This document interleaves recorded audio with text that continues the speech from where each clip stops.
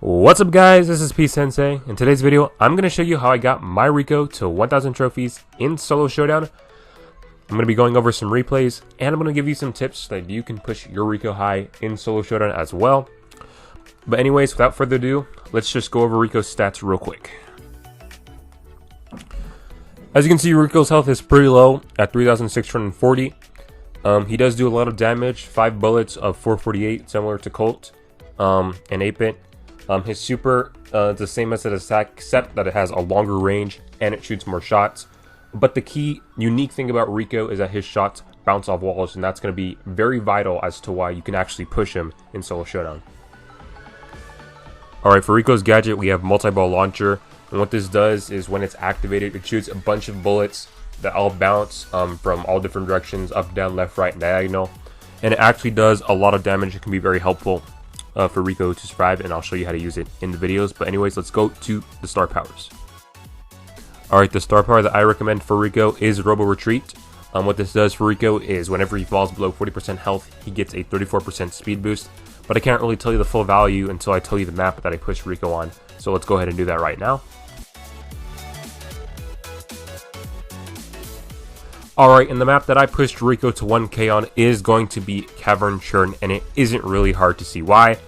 There's just so many walls that Rico can take advantage of with his bounce shots. You're going to be able to keep people at bay, you're going to be able to attack people and chase them down by using your bounce shots, and they won't be able to do a single thing about it because there's just no way they can shoot through walls. Also, side note, this is the only viable map for Rico. Every other showdown map Rico is not good in, so if you want to push Rico, this is the only map that you can do it. But thankfully, he is pretty good at this map, and I'm going to show you how to play him. As far as the star powers, the reason why I recommend the second star power, because you might be thinking, well, can't I use the first star power? There's so many walls.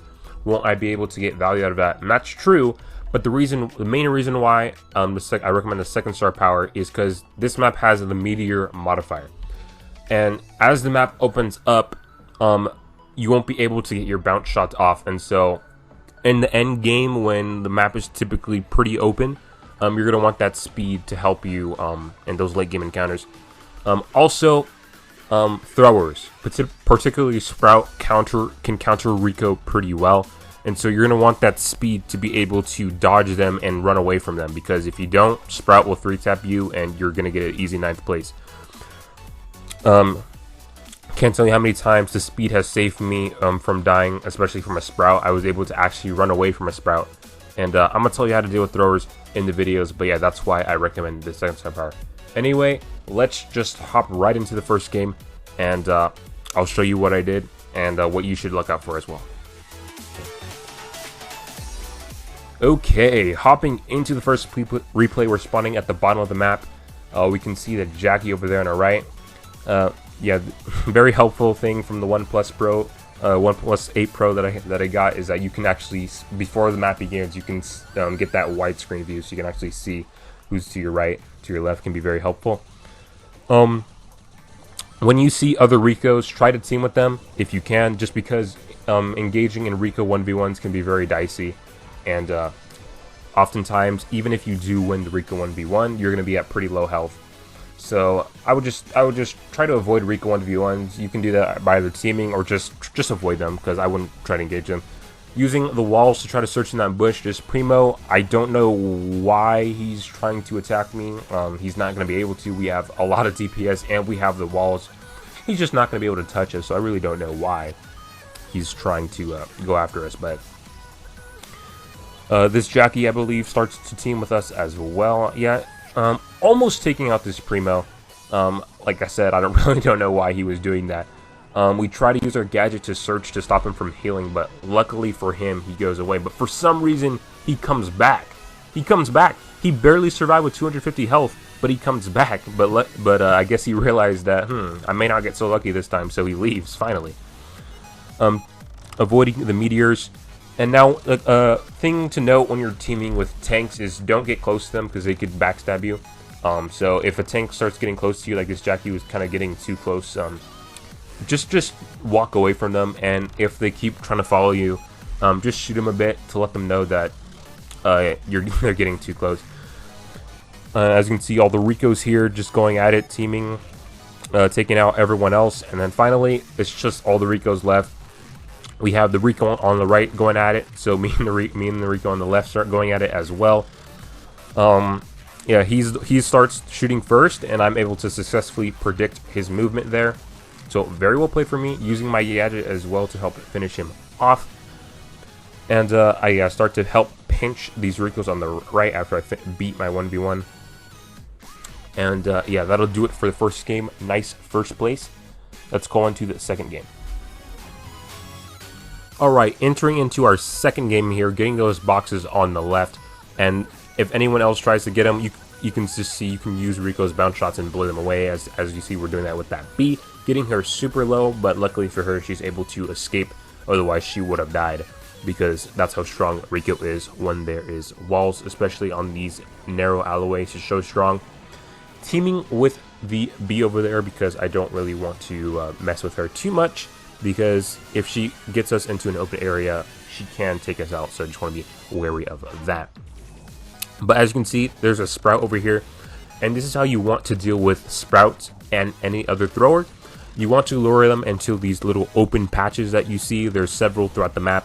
You want to lure them there, and basically they can't get you unless they walk through those two little alleys that you see over there. And of course, if they walk into those two little alleys to try to get you, you can just use your bounce shots and you can deal damage to them, and if they keep trying to come, you can take them out. So this way you can keep them at bay, because first of all, they won't be able to reach you, and if they try to, you can attack them. So that's how you keep throwers at bay. Checking the mid bush to see if there's anyone trying to sneak up. I see the gas is starting to close in, so eventually I'm going to be making my way towards my B teammate, getting my super off the Sprout. And yeah, here's when I start to go in, checking the bush to make sure that there is no one that's gonna rush me. Joining my B teammate, I'll trying to keep the Sprout at the top at bay as well. The B is targeting the Sprout in the open area. Sprout's just not very good in the open area. The B is able to take the Sprout out. She accidentally attacks me, but I think that was a mistake since she's not trying to kill me. So yeah, just poking the mid. I think we catch a Primo over there, or the Sprout catches a Primo, and everyone starts attacking him, the B, the Sprout. So the Primo goes down. The Max over there goes down. The B takes out the BB over there. And now it's just 4 people left. The B's trying to take out the Crow, but the Crow has so many power cubes. And then I take out the Sprout because his wall went away. Super easy for me. Fortunately, there's no way for me to beat this Crow, but yeah, that'll do it for the second replay. Let's hop into the third game. Alright, in the third replay, we are spawning in on the top left of the map, getting this box. As I always say in my Showdown videos, in the beginning, in the earliest stages of the game, you want to prioritize getting boxes before you get kills. You worry about kills later, but you want to secure a decent amount of power cubes so that you have an advantage. Almost killing this Rico, but he ends up getting away. I don't really want to overcommit. As I said, you want to prioritize getting cubes. And then I team with him, because like I said, you don't really want to engage with Rico 1v1, so team with him. Another problem for Sprout is going to be Leon's, because they can go invis, and Rico doesn't really have any sort of defense against any type of assassins or whatnot, except for his gadget, but you're not going to be able to out damage a Leon in that regard. So if there is a Leon, just know where he is, and if you see he has super, try to go in a grass area that he cannot see. So make sure he's off the map, and as you can see, you're pinching at this board here, but make sure he's off. Make sure he's off screen so that he can't see you, and then go into a grass that he won't know you are. Can't tell you how many times that works. You go into a grass off screen, and sometimes you'll see the Leon actually made an attempt to go for you, but obviously he wasn't in the grass he thought you were, and so sometimes you just see a Leon popping out of grass, even though you didn't see anyone going into it, because he went invis and tried to kill you, but he didn't know where you were. So very helpful tip there to deal with Leon. As you can see, using the gadget in a close range combat, that's really where you want to use your gadget. If someone rushes you out like that, you want to use your gadget. It does a lot of damage. It's going to help you win those 1v1s. if it ever comes down to it like it did there. I can see that there's only 2 Ricos left, so I feel comfortable going into the bush. And I think the one at the top is the Rico teammate from earlier, so I go ahead and help him out by killing the Rico on the bottom.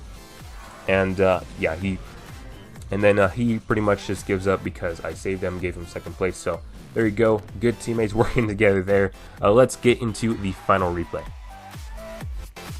Alright, heading into our last replay that I have for you guys. Spawning on the right side of the map, and you see that little bush area. Always check that immediately because you never know if someone's camping there. You won't be able to see them enter. Bullying is primo. If you see any tank, any Shelly, anything like that, just keep shooting and bullying at them. If they stay, if they think that they can somehow heal up, they're mistaken.